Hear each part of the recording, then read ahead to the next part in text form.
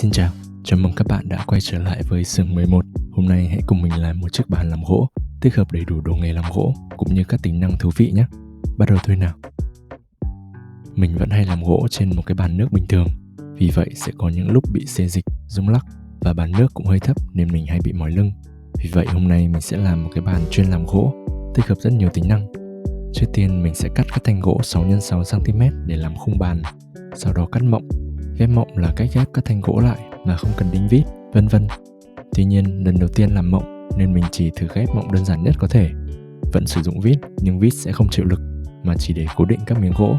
Phần mộng gỗ sẽ chịu lực, bàn làm gỗ vì thế sẽ rất chắc chắn và cực kỳ bền.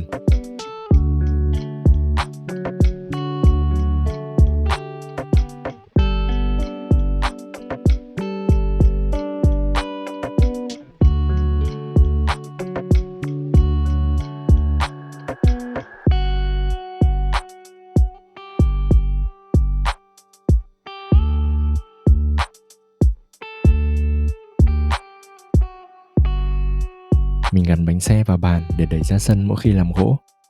Gắn thêm các thanh cố định là đã hoàn thành khung bàn rồi.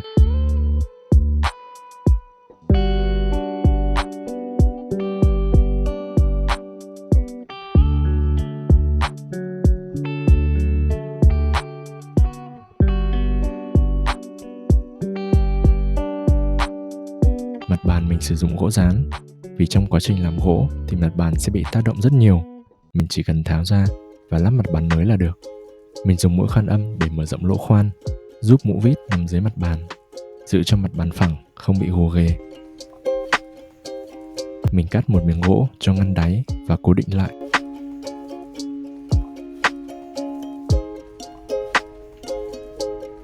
Vậy là mình đã hoàn thành bàn làm gỗ rồi.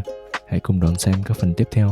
Mình sẽ gắn đầy đủ đồ nghề làm gỗ lên bàn, cũng như tích hợp nhiều tính năng thú vị vào bàn làm gỗ này nhé. Mình làm gỗ ở ngoài sân thượng, vậy nên sẽ làm một con dốc để có thể đẩy bàn lên trên những bậc thang này.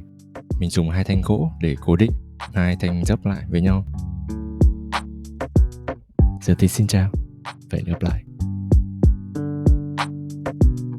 Mong mọi người hãy ủng hộ kênh bằng cách ấn vào nút thích, đồng thời ấn đăng ký kênh và bật chuông thông báo